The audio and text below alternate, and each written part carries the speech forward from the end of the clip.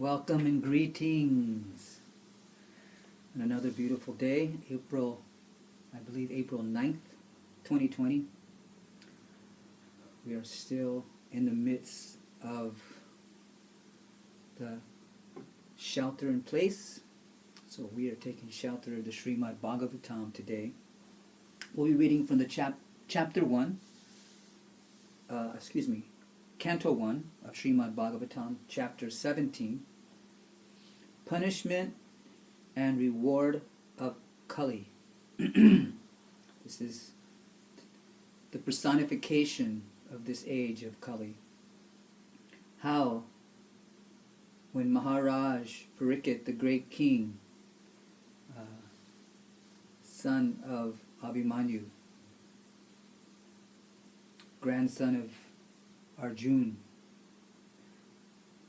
what happened when he witnessed a low-class person in the dress of a king was beating a cow. So we'll see how the great king, Dharmic king, what he did when he witnessed this low-class person beating a cow in his kingdom. Om Ajnanatirmirandasya Jnananjana Shalakaya Chakshurunmilitam Jena Tasmai Sri Gurave Namaha. Namo Bhagavate Vasudevaya. Om Namo Bhagavate Vasudevaya. Om Namo Bhagavate Vasudevaya. Today's background music is courtesy of Hari Prasad Chaurasiya Rag Desi.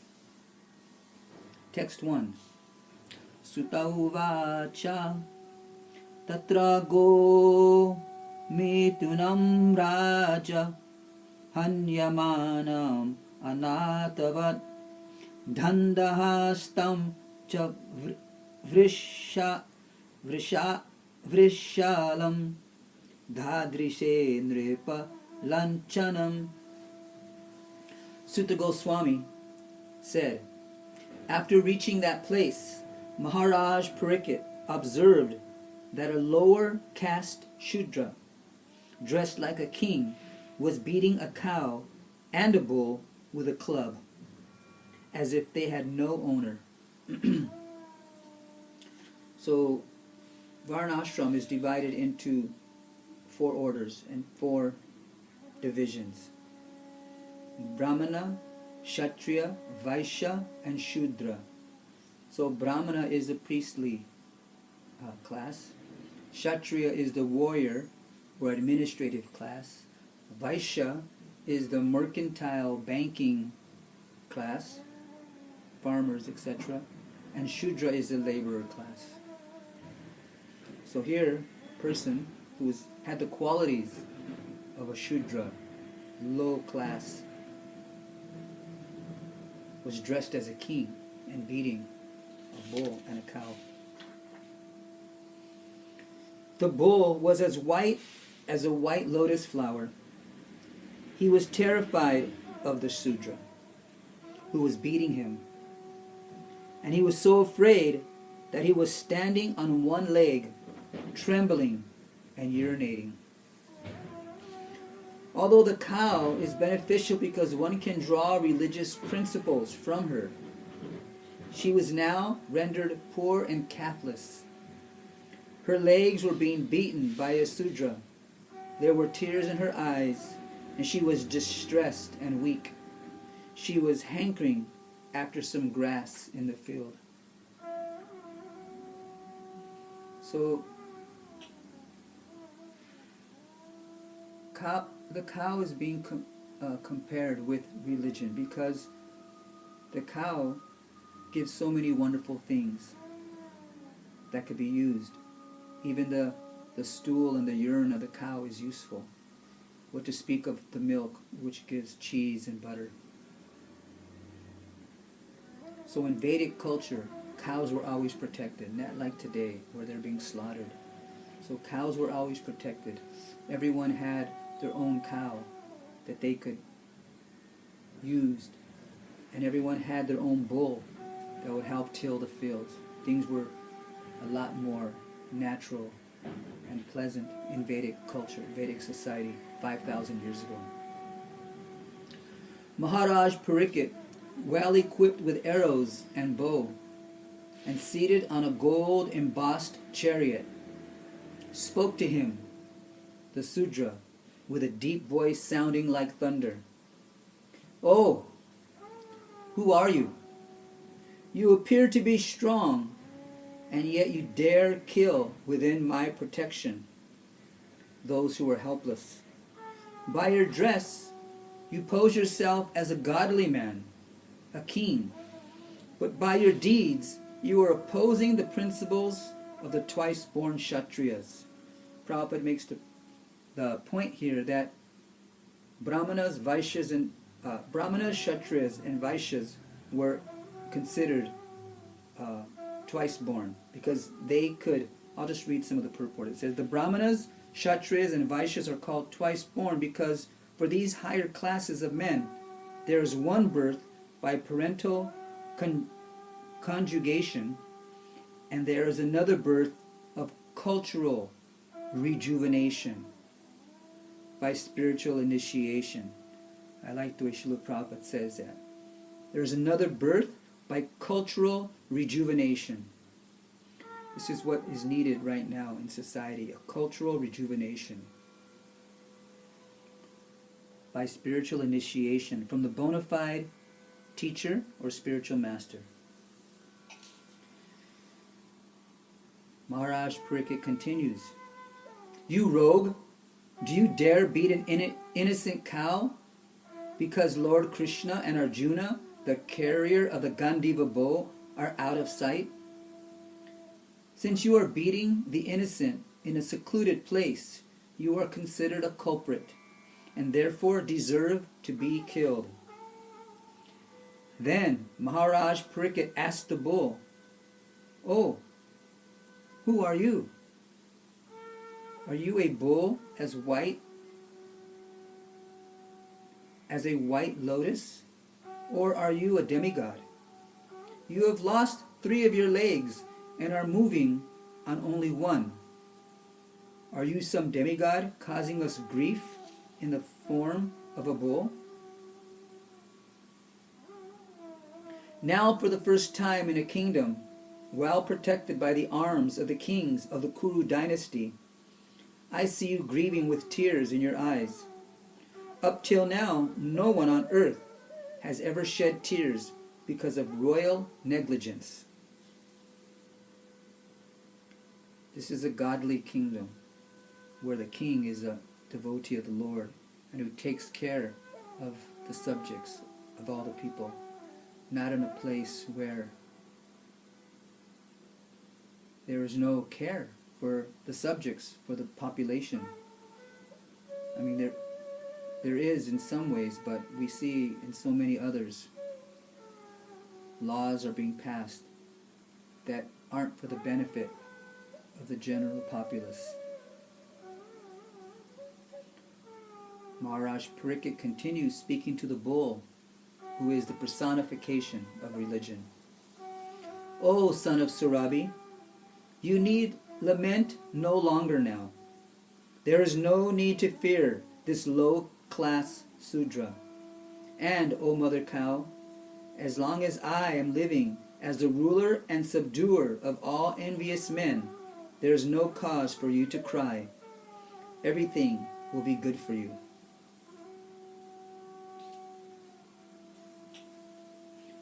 O chaste one, the king's good name, duration of life, and good rebirth vanish when all kinds of living beings are terrified by miscreants in his kingdom. It is certainly the prime duty of the king to subdue first the sufferings of those who suffer. Therefore I must kill this most wretched man because he is violent against other living beings.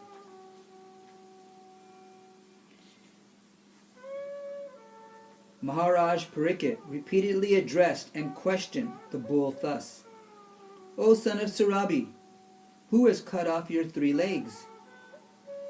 In the state of the kings who are obedient to the laws of the Supreme Personality of Godhead, there is no one as unhappy as you.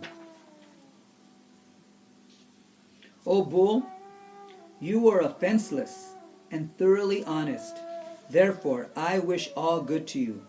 Please tell me, the perpetrator of these mutilations, which blackmail the reputation of the sons of Prita.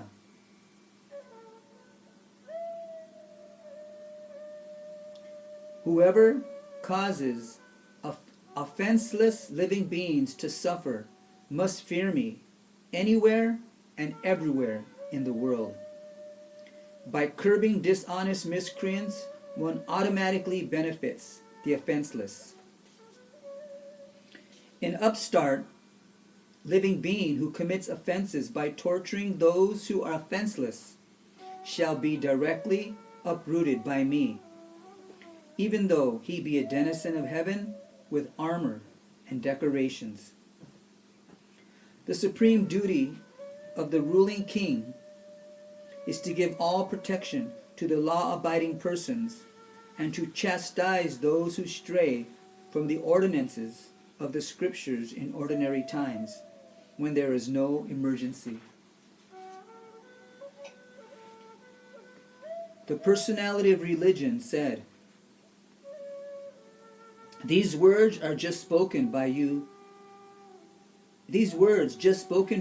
befit a person of the Pandava dynasty, captivated by the devotional qualities of the Pandavas. Even Lord Krishna, the personality of Godhead, performed duties as a messenger.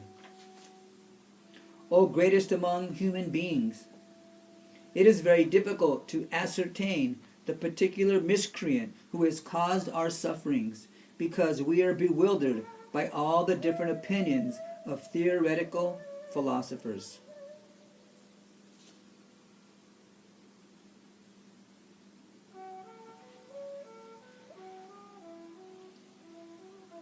Some of the philosophers who deny all sorts of duality declare that one's own self is responsible for his personal happiness and distress. Others say that superhuman powers are responsible, while yet others say that activity is responsible. And the gross materialists maintain that nature is the ultimate cause.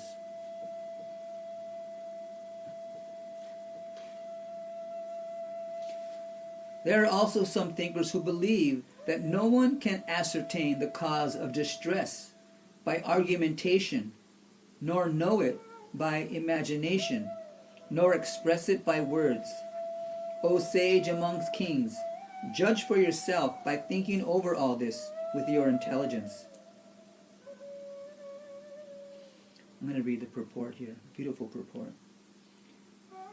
Srila Prabhupada says, the Vaishnavites, the devotees of the Lord, do believe, as above explained, that nothing can take place without the sanction of the Supreme Lord. He is the Supreme Director, for he confirms in the Bhagavad Gita 15:15 that he, as all-pervading Paramatma, or Supersoul within the heart, stays in everyone's heart and keeps vigilance over all actions and witnesses all activities. The argument of the atheists that one cannot be punished for one's misdeeds unless proved before a qualified justice is refuted herein. For we accept the perpetual witness and constant companion of the living being. A living being may forget all that he might have done in his past or present life, but one must know that in the same tree of the material body, the individual soul and the supersoul as Paramatma are sitting like two birds. One of them, the living being, is enjoying the fruits of the tree, whereas the Supreme Being is there to witness the activities. Therefore, the Paramatma feature, the Supersoul, is actually the witness of all activities of the living being, and only by his direction can the living being remember or forget what he might have done in the past. He is therefore both the all-pervading impersonal Brahman and the localized Paramatma in everyone's heart. He is the knower of all past, present, and future, and nothing can be concealed from him. The devotees know this truth, and therefore they discharge their duties sincerely, without being overly anxious for rewards. Besides that, one cannot estimate the Lord's reactions, either by speculation or by scholarship. Why does he put some into difficulties and not others? He is the supreme knower of the Vedic knowledge, and thus he is the factual Vedantist. At the same time, he is a compiler of Vedanta. No one is independent of him, and everyone is engaged in his service in different ways. In the conditioned state, such services are rendered by the living being under force of the material nature. Whereas in the liberated state, the living being is helped by the spiritual nature in the voluntary loving service of the Lord. There is no incongruity or inebriety in his actions. All are on the path of absolute truth. Bhishmadev correctly estimated the inconceivable actions of the Lord. The conclusion is, therefore, that the suffering of the representative of religion and the representative of the earth, as present before Maharaj Pariksit, was planned to prove that Maharaj Pariksit was the ideal executive head because he knew well how to give protection to the cows, the earth, and the Brahmanas' religious principles, the two pillars of spiritual advancement. Everyone is under the full control of the Lord. He is quite correct in his action when he desires something to be done by someone, irrespective of the consideration of the particular case. Maharaj Pariksit was thus put to test for his greatness. Now let us see how he solves it by his sagacious mind.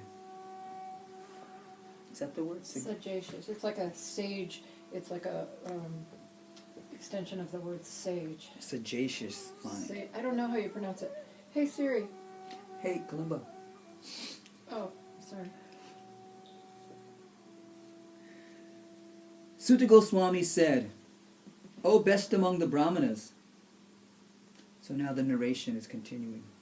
Sutta Goswami is explaining to Shaunak Rishi. "O best among the Brahmanas, the Emperor Pariksit, thus hearing the personality of religion speak, was fully satisfied, and without mistake or regret, he gave his reply.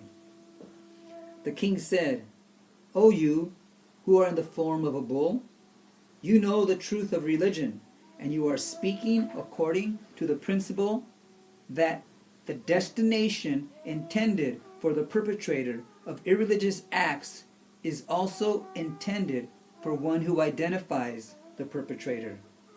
You are no other than the personality of religion.'" This is a very interesting point. He's saying that the destination intended for the perpetrator of irreligious acts is also intended for one who identifies the perpetrator. Let's see what Srila Prabhupada has to say about this. A devotee's conclusion is that no one is directly responsible for being a benefactor or mischief monger without the sanction of the Lord. Therefore, he does not consider anyone to be directly responsible for such action. But in both the cases, he takes it for granted that either benefit or loss is God sent, and thus it is his grace. Thus it's the Lord's grace. In case of benefit, no one will deny that it is God sent. But in the case of loss or reverses, one becomes doubtful about how the Lord could be so unkind to his devotees as to put him in great difficulty. Jesus Christ was seemingly put into such great difficulty being crucified by the ignorant, but he was never angry at the mischief mongers. That is a way of accepting a thing, either favorable or unfavorable. Thus, for a devotee, the identifier is equally a sinner, like the mischief monger. By God's grace, the devotee tolerates all reverses. Maharaj Pariksit observed this, and therefore he could understand that the bull was no other than the personality of religion himself. In other words, a devotee has no suffering at all, because so-called suffering is also God's grace for a devotee who sees God in everything. The cow and bull never placed any complaint before the king for being tortured by the personality of Kali, although everyone lodges such complaints before the state authorities. The extraordinary behavior of the bull made the king conclude that the bull was certainly the personality of religion, for no one else could understand the finer intricacies of the codes of religion. These are a lot stronger. Thus it is concluded that the Lord's energies are inconceivable. No one can estimate them by mental speculation or by word jugglery. In the age of Satya, truthfulness, your 4 legs were established by the 4 principles of austerity, cleanliness, mercy, and truthfulness. So here, this verse is describing the 4 principles of religion: austerity, cleanliness, mercy, and truthfulness. But it appears that 3 of your legs are broken due to rampant irreligion in the form of pride, lust for women, and intoxication. You are now standing on 1 leg only, which is your truthfulness. They say that in the age of Kali, that there's 1 leg of religion left, and that's truthfulness. And you are somehow or other hobbling along, but quarrel personified, Kali, flourishing by deceit, is also trying to destroy that leg. The burden of the earth was certainly diminished by the personality of Godhead and by others as well, when he was present as an incarnation. All good was performed because of his auspicious footprints. Now, she, the chaste one, being unfortunately forsaken by the personality of Godhead, laments her future with tears in her eyes, for now she is being ruled and enjoyed by lower class men who pose as rulers. Maharaj Pariksit, who could fight 1,000 enemies single-handedly, thus pacified the personality of religion and the earth. Then he took up his sharp sword and killed. He took up his sharp sword to kill the personality of Kali, who is the cause of all irreligion. When the personality of Kali understood that the king was willing to kill him, he at once abandoned the dress of a king and, under pressure of fear, completely surrendered to him, bowing his head. Maharaj Pariksit, who was qualified to accept surrender and worthy of being sung in history, did not kill the poor surrendered and fallen Kali, but smiled compassionately, for he was kind to the poor. The king thus said, "We have inherited the fame of Arjuna. Therefore, since you have surrendered yourself with folded hands, you need not fear for your life. But you cannot remain in my kingdom, for you are the friend of irreligion. If the personality of Kali, irreligion, is allowed to act as a man-god or an executive head, certainly irreligious principles like greed, falsehood, robbery, incivility, treachery, misfortune, cheating, quarrel, and vanity will abound.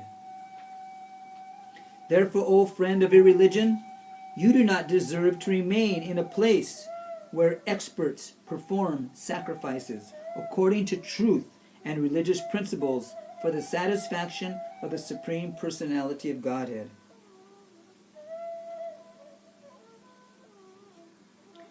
So I'll read the purport, very beautiful purport where Prabhupada introduces the Sankirtan movement. Srila Prabhupada says, Yagneshvara, or the Supreme Personality of Godhead, is a benefactory of all kinds of sacrificial ceremonies. Such sacrificial ceremonies are prescribed differently in the scriptures for different ages. In other words, sacrifice means to accept the supremacy of the Lord and thereby perform acts by which the Lord may be satisfied in all respects. The atheists do not believe in the existence of God, and they do not perform any sacrifice for the satisfaction of the Lord. Any place or country where the supremacy of the Lord is accepted, and thus sacrifices performed, is called Brahmavarta. There are different countries in different parts of the world, and each and every country may have different types of sacrifice to please the Supreme Lord. But the central point is pleasing Him is ascertained in the Bhagavatam, and it is truthfulness. The basic principle of religion is truthfulness, and the ultimate goal of all religion is to satisfy the Lord. In the age of Kali, the greatest common formula of sacrifice is the Sankirtan Yagna.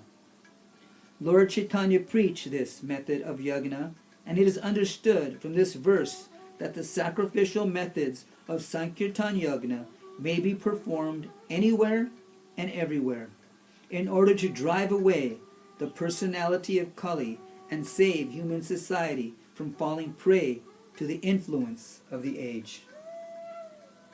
So the chanting of the holy names of the Lord must be performed in order to drive away the evil influences of Kali. In all sacrificial ceremonies, although sometimes a demigod is worshipped, the Supreme Lord, Personality of Godhead, is worshipped because He is the super soul of everyone and exists both inside and outside like the air. Thus, it is He only who awards all welfare to the worshipper. So stating that even if one is worshipping some demigod like Shiva or Ganesh, it is the Lord who is the super soul of even that demigod. So ultimately, the Lord is worshipped in all sacrifices.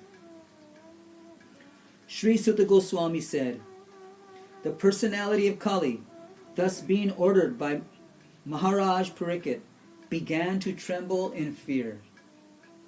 Seeing the king before him, like Yamaraj ready to kill him, Kali spoke to the king as follows. So we know now Kali has bowed down to the great devotee king Maharaj Pariksit, because he is seeing that because of his mischief and cruel acts, he is going to be killed by the king. So now he's pleading with Maharaj Pariksit. O your majesty, though I may live anywhere and everywhere under your order, I shall but see you with bow and arrows wherever I look. So Kali is saying that you can, no matter where you put me, I'll always see you with your bow and arrows ready to slay me. Therefore, O chief amongst the protectors of religion, please fix some place for me where I can live permanently under the protection of your government. Suta Goswami said, Maharaj Parikshit, thus being petitioned by the personality of Kali, gave him permission to reside in places where gambling, drinking, prostitution, and animal slaughter were performed. So these are the 4 places where Kali resides. I'll read the first part of the purport. It's interesting. Srila Prabhupada says, the basic principles of irreligiosity, such as pride, prostitution, intoxication, and falsehood, counteract the 4 principles of religion, namely austerity, cleanliness, mercy, and truthfulness. The personality of Kali was given permission to live in 4 places particularly mentioned by the king, namely the place of gambling, the place of prostitution, the place of drinking, and the place of animal slaughter.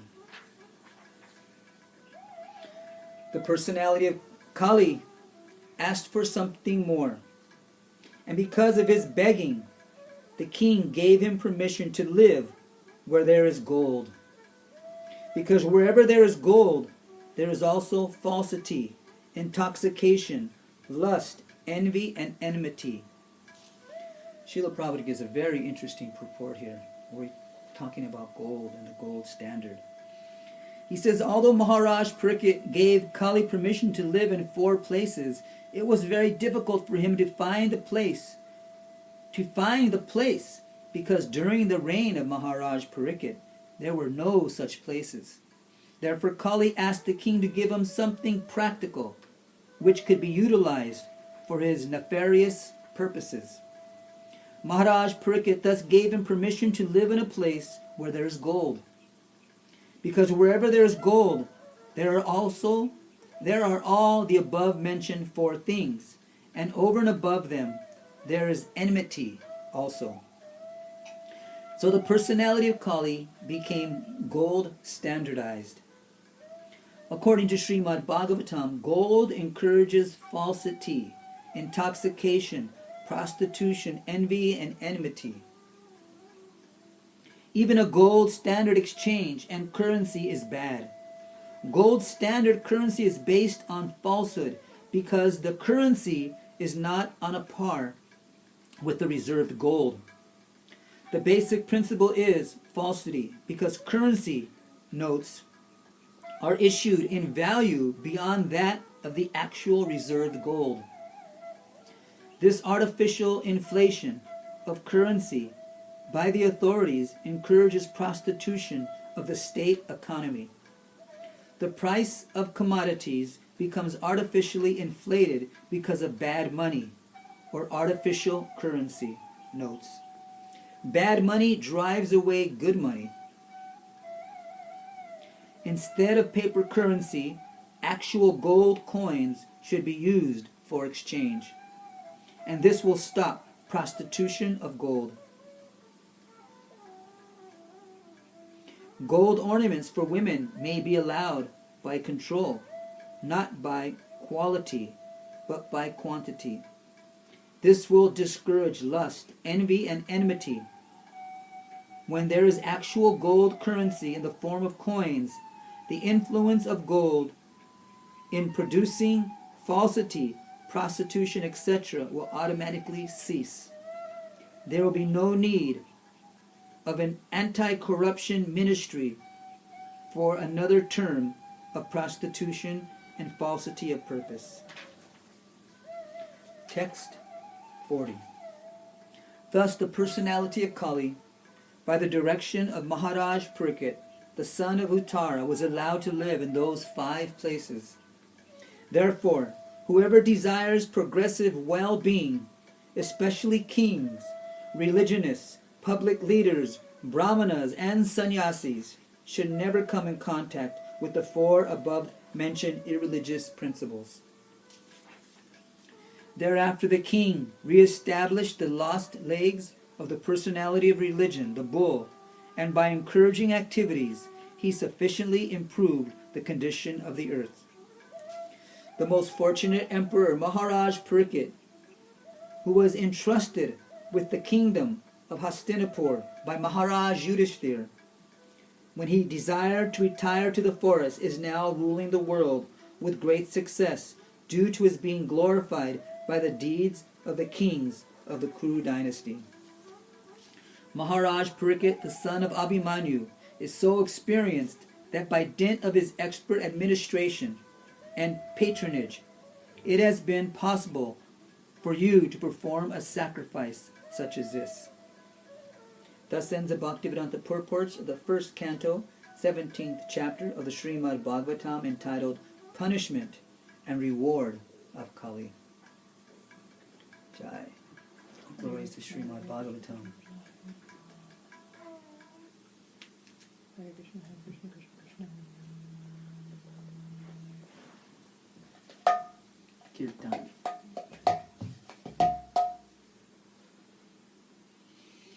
Hare Krishna,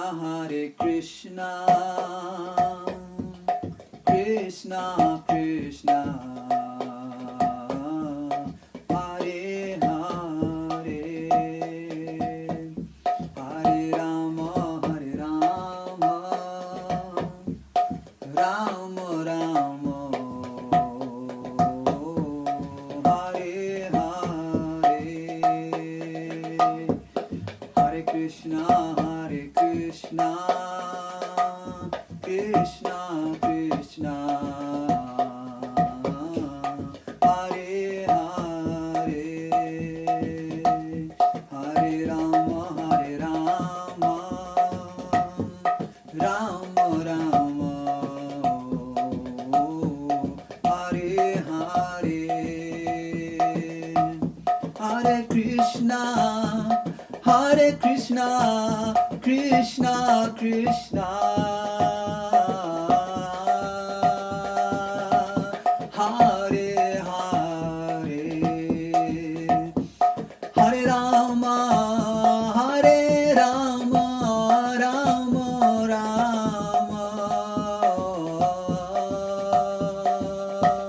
Hare Hare,